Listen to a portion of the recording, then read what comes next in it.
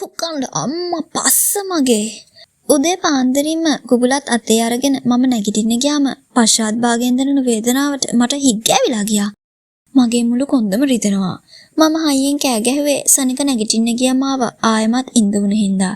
මම කෑ ගැහිලට කාලුත් නැගිට්ටා. මොකද බබා උදේම කෑ ගහන්නේ? කෑ ගහන්නේ? උඹේ කරපු හපංක තමා. මට මේ පළ දීලා තියෙන්නේ. බලහන් මට නැගිටින්න බෑ අයියේ. මට කෙන්දිරි ගෑවුණා. කොන්දෙන් දැනෙන අමාරුවට වගේම යටිකයෙන් දැනෙන වේදනාවට. මාවේ ආගිතුරුලට ගත්තු කාල් මගේ මුණ පුරා හාදතිවේ මට හුස්මක් අටක් ගන්න ඉඩ නොදී. මාව තරහාගත්තට ඔය අලුවැස් ඇඬෙව්වට ඔය හිනාව මොහොතකට නැති කරාට මට සමා වෙන්න. මම හැමදාම කියනවා වගේ ඔය අලුවැස් ගාවදී මට මගේ පාලනේ නැති වෙනවා දාරා. මොකෝ මේ මූඩ් ගහලා වගේ මම ජෝක් එකක් කරේ යන්නේ මට හොඳට නැගිටින් අම්මා. මම අමාරු නෑ කියලා එයාගේ තුරුලෙන් මෑත් වෙලා නැගිටින්න හැදුවම ආයෙත් අර වේදනාව දෙගුණ වෙලා මට දැනුණා. කාල් මන්දියා දුක හිතෙන මූණක් මවාගෙන බලාගෙන ඉන්නවා.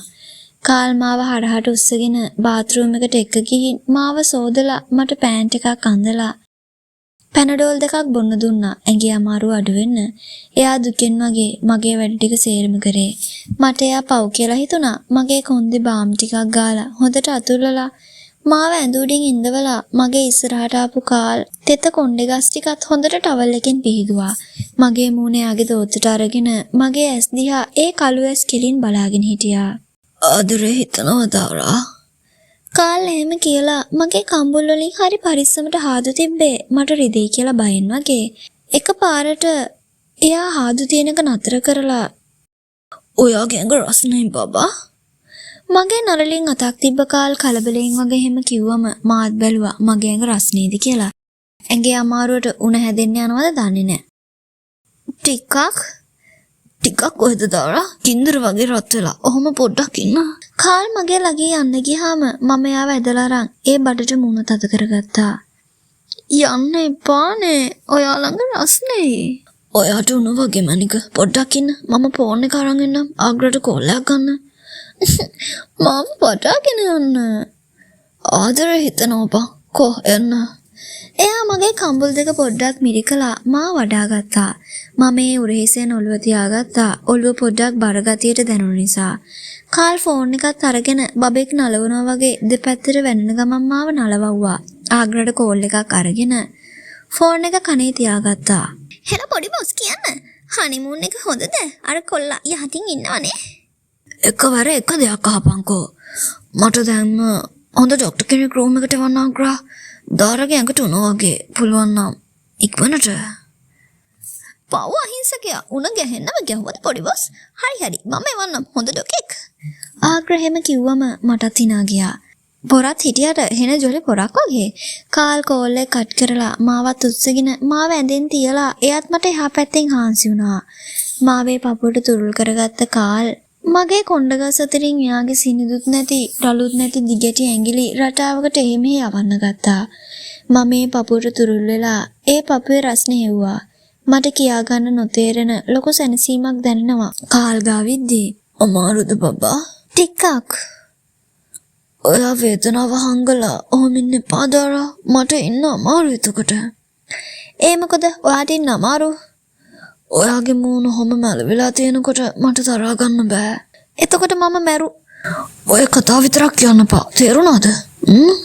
කාල් ඒක ටිකක් සද්දෙන් කිව්වම මම පොඩ්ඩක් කැසිලා ගියා. යකෝ ඕක සද්දෙන් කියන්න ඕනද? හා ඉතින් ඒක නෙමෙයි අපි ළමයෙක් ගේන එකවද? කොහෙ ළමයි ගේනද? පළවෙනි පාරම ඔයාට මෙහෙම අමාරු වුණා කියන්නේ කතා කළ වැඩක් නෑ. හැමදේම පළවෙනි පාරට කරද්දී අමාරුයි තමයි. පස්සේ ඒක හරියනවා. ඇත්තද? ඔයාත් දැන් ගානට වැඩි බබා. කාල් එහෙම කියලා hina වුණාම මාත් hina වුණා. එයා එක්ක මේ විදියට ආදරෙන් ඉද්දී මගේ ඇඟේ අමාරුව කොහෙන් යනවද මන්දා. ඇඟට සීතලක් දැනුන නිසා මම කාල්ගේ ඇඟට තුරුළුණා. රූම් එකේ බෙල් එක නාද වෙද්දී කාල් ගිහින් දොර ඇරියා. මම එහෙම ඇඳුඩ හාන්සි වුණා. Good morning. I am Dr. Lewis. You must be Carl.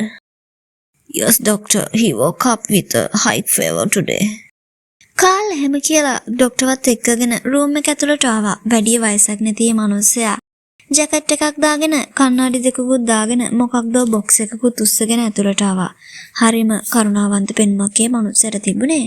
මම පොඩ්ඩක් නැගිටලා ඇඳ වියලට හේතු වුණා.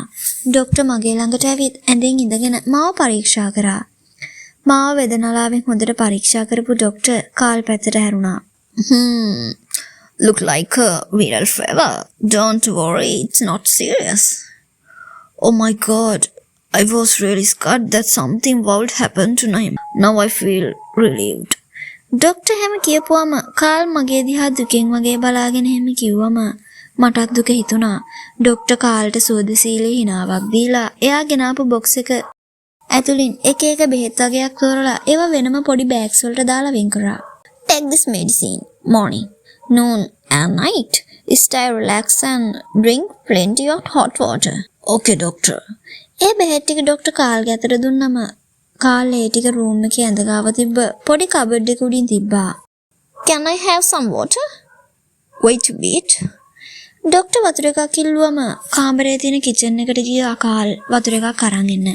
කාල් යනකම් ඉඳලා ડોක්ටර් මගේ අතින් අල්ලගෙන මොකක්ද කියන්න හැදුවම මම ටිකක් කලබල වුණා. Don't be afraid. You are very lucky to have him. Take care of him. Doctor මට බය වෙන්න එපා කියලා ලස්සනට hina වෙලා හැම කියලා කාල් ගෙනත් දුන්න වතුර එකත් බීලා යන්න ගියා. මිනිස්සයා ඇත්තටම කරුණාවන්තයි. එයා කිව්වත් වගේ කාල්ව හම්බුන මම හරිම වාසනාවන්තයි. මේ ලෝකේ වාසනාවන්තම කොල්ලා මම වෙන්නේ නැති කාල්ව ලබන්න. දවස් ගෙවිලා යන්නේ මාර ඉක්මනට. තප්පරෙන් තප්පරේ විනාඩියෙන් විනාඩිය ගෙවිලා යන්නේ හරිම ඉක්මනින්. කාල්ගේ මගේ බබා මගේ බඩට ඇවිත් අදට හරියට මාස 9ක්. ඔව් කාලය යන්නේ හරිම වේගෙන්. අපි අපේ ජීවිතයේ හොඳම කාලේ දැන් ගෙවන්නේ. මේ දවස් මම ගෙවන්නේ හරිම අමාරුවෙන්. මොකද එක ළමයා වුණත් පොරව උස්සන්න මම හෙන ගේමක් දෙනවා. අම්මා මම කාදා ගෙදර ගෙනත් තියාගත්තේ අපේ බබා එන්න දැන් දින ළඟ හින්දා.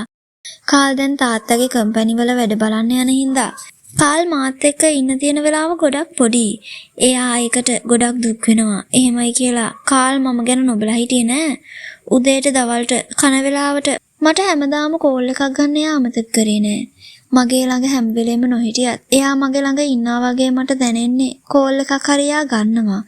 ඒක නෙමෙයි මෙතන තියෙන දැන් ප්‍රශ්නේ. එයාගේ පැටියා බඩට ආපු දවස් ඉඳන් එයා මට වැඩි ආදරේ බබාට. මට දැන් ඒක හොඳටම තේරීගෙන එන්නේ. කෝල් එකක් ගත්තත් ඉස්සරහන්නේ මම ගැන විතරයි. ඒත් දැන් බලන්න එපයි. පැටියා පයින් ගැහුවද බඩගින්න එන්න එපා. බබාට හොඳ නෑ. යයි තමා.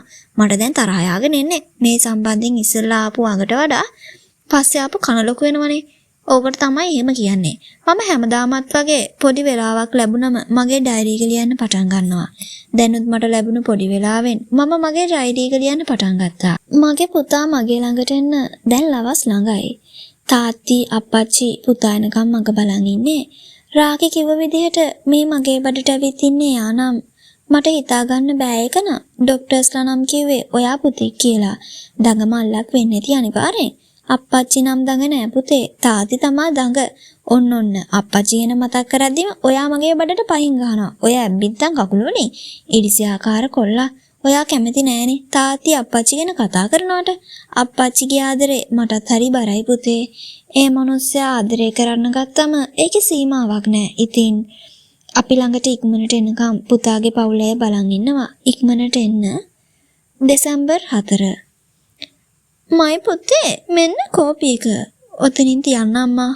මම ඩයරි එක වහලා අම්මා ළඟට යන්න පුඩුවෙන් නැගිට්ටා. මම කොන්දට අත නිකම්ම තියුනේ කොන්ද කැක්කුම ආව හින්දා. මට මේ බඩ උස්සන් ඉන්න අමාරුයි කියලා දැනගත්ත අම්මා මගේ ළඟට ඇවිත් මාව වාරු කරගත්තා. මම බඩ හිමීට පිරිමදිමින් අම්මා දිහා බලලා ආදරණීය හිනාවක් දුන්නා. කාල්ගෙලේ මගේ බඩ ඇතුලේ පණ ගහනවා කියලා දැනෙද්දී මගේ හිත පිරලා යන හැඟීමක් මට දැනෙනවා. ඒක මට විතරක් නෙවෙයි දරුවක් බඩේ තියන් ඉන්න හැමෝටම වෙන දෙයක් කියලා මම හිතන්න පටන් ගත්තා. පුතා බඩට ආපු දවසේ ඉඳන් අර කලින් හිටපු දාර නැති වෙලා වගකීම් වලින් පිරුණු කෙනෙක් වෙලා ඒත් ඉස්සර වගේ ෂැක් අවුට් ගතිය හිම්මෙන් එන අවස්ථාවක් නැතුවම නෙමෙයි. එක දවසක් කාල්ගේ තේකට සීනි කියලා ලුණු දාලා ඒ විතරක් නෙමෙයි එයාගේ සපත්තු දෙක බල්ලෝ ටිකගේ කාමරෙන් තියලා ඔය වගේ වැඩ නම් සෑහෙන්න වුණා ඉතින්. අම්මා අරුන් ටික අද එනවා කිව්ව නේද? ඔව් පුතේ අක්කට හෙටුනේ දින තියෙන බබාව හම්බෙන්න රුවික පුතා නම් එන එකක් නෑ. අඩේ මටත් ඒකත් අමතකුණානේ. අම්මා අපි යන්න අක්කව බලන්න.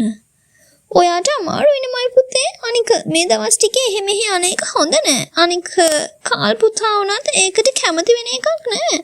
අනේ අම්මා ඒ මගේ අක්කනේ. අපි ආග්‍රව එක්ක යමු. මට බය ඔය හිතුවක්කාරකම මගේ මොන පුරාටත් ගහයි කියලා.